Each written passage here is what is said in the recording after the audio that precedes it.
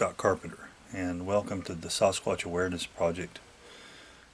In this episode, I'm going to talk about signs of the presence of the Sasquatch. So we're moving on from what do they look like, and I kind of wanted to go over in part one here of the signs that you have Sasquatch in the area. And this could be in a hunting area, this could be on your property, this could be where you hike. It's important that you educate yourself on the signs. Just like deer leave signs, other wild animals, raccoons, possums, bears, even people leave signs of their presence. Once you learn and clue into what the Sasquatch leave, or what they do as far as leaving footprints or tree structures, etc., then when you're in an area, you're hiking, you're hunting, you're camping, if you see these telltale signs, then you can be more aware that the Sasquatch are near and around, and take the proper precautions. So, in the quick overview, the major signs or things that you may or may not see when a Sasquatch are in an area are, of course, footprints and handprints, and of course on the ground. And the footprints are going to be abnormally large, and they're going to be in a location where they shouldn't be. And usually there's going to be, if you see like toe spray, or you see the foot moving, in other words, if someone's trying to hoax you, the foot's going to be pristine, the same every time. But if it's a living, breathing creature, then you're going to see variations in each footprint, just like you would if you took if you walk in the sand. And it's a good example. Sometimes you're on the balls of your feet, sometimes you slip a little bit, and so those sort of footprints are a sign, especially abnormally large. Anything from 12 to 22 inches or larger. And so that's an obvious sign, and one of the most common are the footprints. But that definitely will give you an idea that in this area, wherever it is, you've got Sasquatch in the area. Now, Sasquatch, they are small. They're a breeding population. They have children and infants, and they go all the way through to adults. Usually, until they get some more weight on their body and heavier, their feet don't go completely flat. And so you may find human-looking footprints in the human range, but usually it's like, again, it's in a odd area. Hang on, I think I got a car coming. I'm in the mountains in a remote cabin. I don't know how remote. Hang on.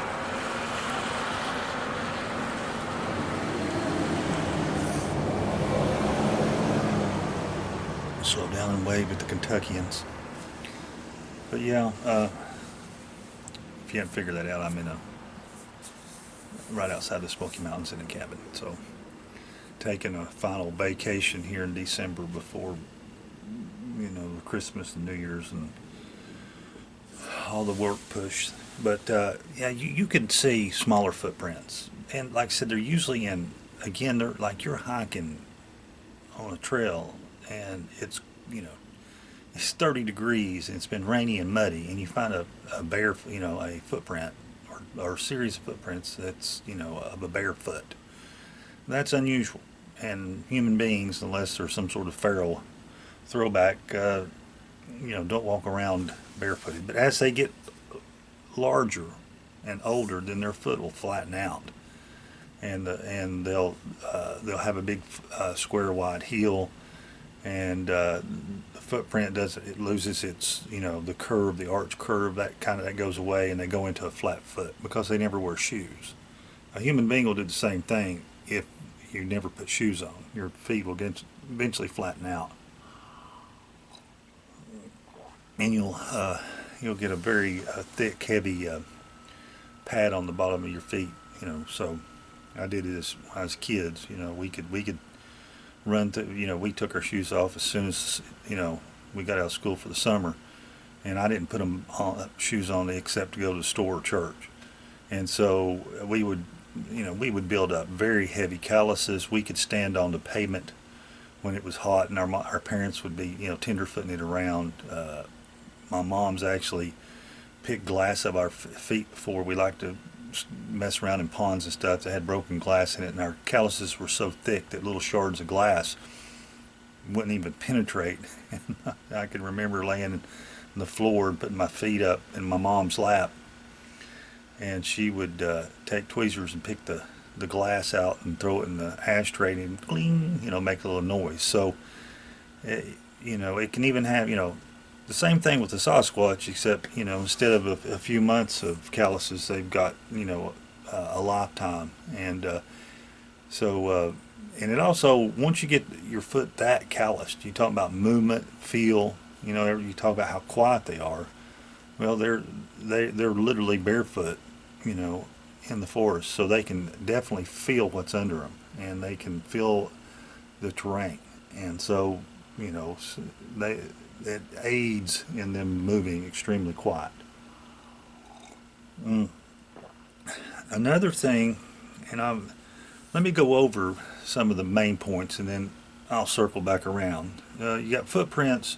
You got stick structures or structures, either in the trees, on the ground.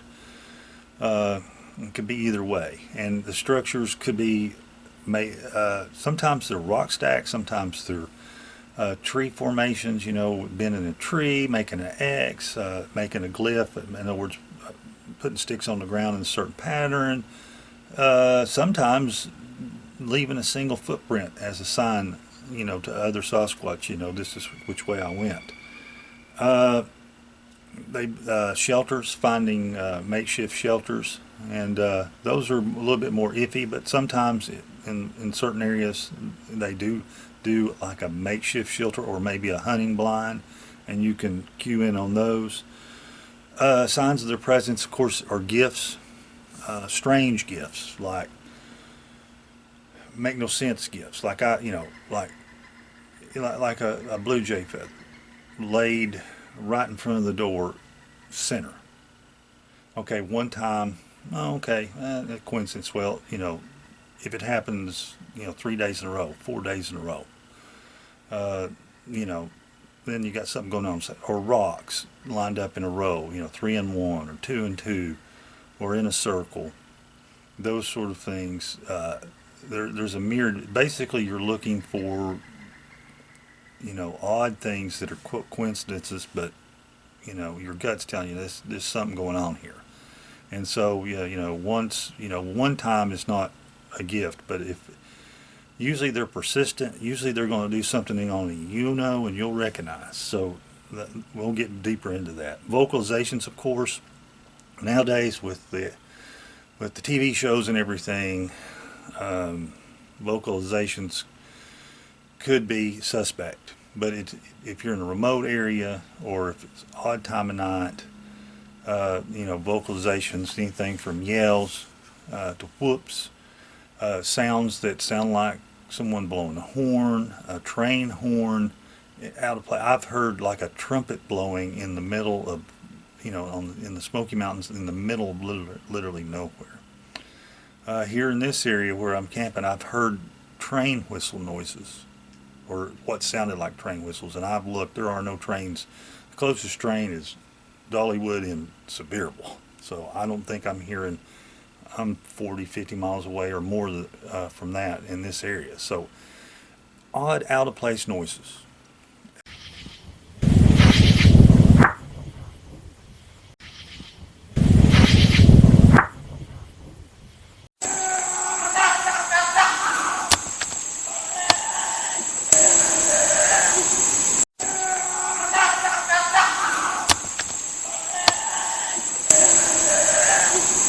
Sometimes mechanical noises that are odd and out of place. And then you got your roars. Like I said, you got your whoops. You've got hearing mumbling. What I call it the mumbling. Other people do. Basically, what it is you're in the woods. It sounds like a group of people are coming towards you or talking, but they're just out of earshot, so that you can tell people are talking, but you can't understand what they're saying. Or you hear that, but it's extremely deep, extremely guttural. It's almost too deep, too with the bass. Well, good grief, what's making that? Hair can be, we're all shedding hair constantly. Just check the bottom of a bathtub, but the Sasquatch are the same way. Uh, Odd or strange tufts of hair found, that don't match deer or bear or and hair. Most time people are looking for hair, but sometimes, like, if something's getting into your garbage, or something, lots of times somebody will just see one and they'll leave a hair behind, like when they cross a fence.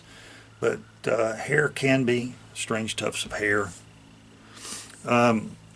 Feces, it's harder to find. Sasquatch feces, they're very, they're just very discreet. Some people claim they actually go in water sources, so they can't be found. But there have been a few people who have found some, and it's basically, the ones I've seen look like human feces, except it's extremely large. I've seen some as big around as my arm. And there is, of course, there's bear poop, but it's different than bear poop. And what it just looks like, a human being had a bowel movement and just left it out in the woods. But it's odd, but it can be found, and it's something you need to be aware of.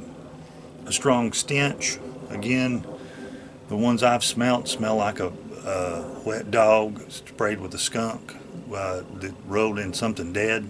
I mean, it is a putrid smell. If you're hunting or hiking, usually people smell it, and it's accompanied by some other display. It's usually like, "Get out of here, I don't want you here," or people are getting the creeps, and they smell this, they'll smell them. And I don't know, there's debate whether they can produce the smell when they want to, and not at other times. If you're downwind, some people have had encounters and not smelled anything. Other people smell the garbage dump smell. I've smelt them, and if you get close enough and get a good whiff, just so you'll know it's legitimate, it will make you almost sick at your stomach or want to throw up. And it did me. I mean, it was like the smell of a dead, rotting corpse. Like you find a deer or something like that, and then with the other stuff mixed into it. So it can be nasty. Orbs and strange lights. It all ties together.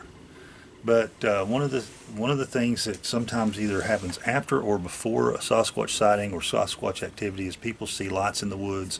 They see orbs in the woods. See a UFO.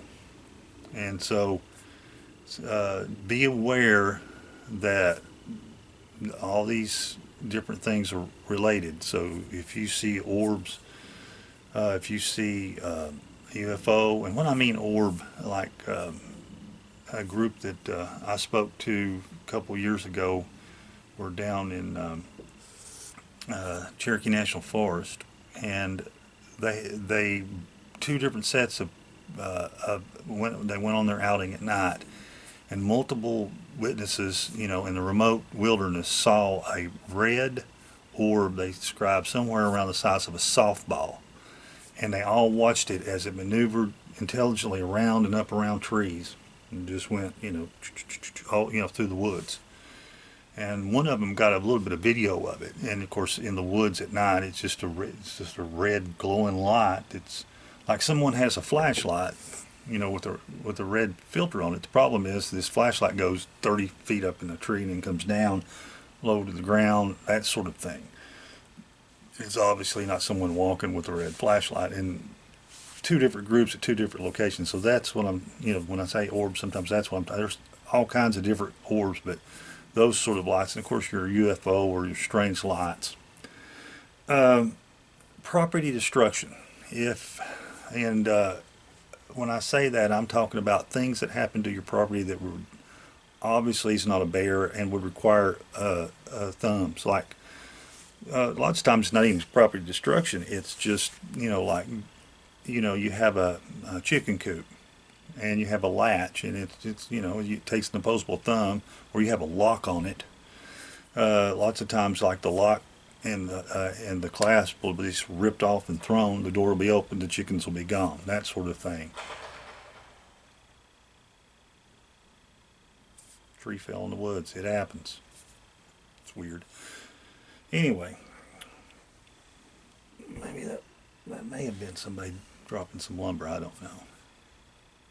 That's weird. But we'll keep going. So, right on cue. Thank you, Sasquatch. Nah, that's probably somebody doing something. Here comes a car. So that's probably what that was. Let's let the car pass. Hang on. It's going to take him a minute to get around. But, yeah, here he comes. Let the truck come around.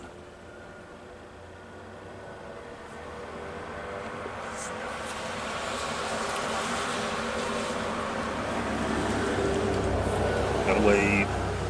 It's a local. Oh, okay. So, I'm hoping that was the noise. I think he made that noise. But back to property destruction. Um, you know, remote cabins with the doors torn off, where it's not bear activity. Uh, this is usually associated with them breaking in to get food, livestock food, or steal chickens, or get goats or whatever. And that kind of goes into the next point and the final point for today in this introduction here, part one, is pets or your livestock go missing. Now, coyotes take their fair share of, especially cats and dogs in rural areas, so that you have to be aware of that. But uh, you know, when something goes into your chicken coop and gets two or three chickens, but leaves the rest, and it obviously took someone to open the door and close the door, or open the latch. Same, things being with a barn. Someone goes in, somebody opens the door, goes in. There's obviously horse feed or cattle feed or whatever, sweet feed. It's open. They take it. Dog food. I know people that I've had issues with them taking dog food before, but I've known people that will have a bin in the barn for the dog food, or have a place on their porch with dog food, and 50-pound bag of dog food will disappear. Not ripped open, not scattered. I mean, literally disappear. And then and one guy basically 50-pound bag of dog food on the porch, disappears. 2 or 3 days later, the empty bag shows back up on the porch. So that sort of stuff. And some of the weirdness that we can get into, or we call it weird. I don't know if it's weird. It's just it's odd. A raccoon usually doesn't carry off a 50-pound bag of dog food, eat it, and then bring the empty bag back, unripped. Just the top torn out of it, just like a person would. So that's an overview and a start to the signs of the Sasquatch presence, and we'll get into it next. Next part, we'll get a little bit deeper into the footprints and handprints and the structures, and we'll just break this down and we'll get into the details. And so, getting close to Christmas, a couple weeks away here, I think, and everybody just be careful. We're having a lot of rain and abnormally warm weather for December, but everybody just be careful out there, be safe, and until next time, I'll talk to you later.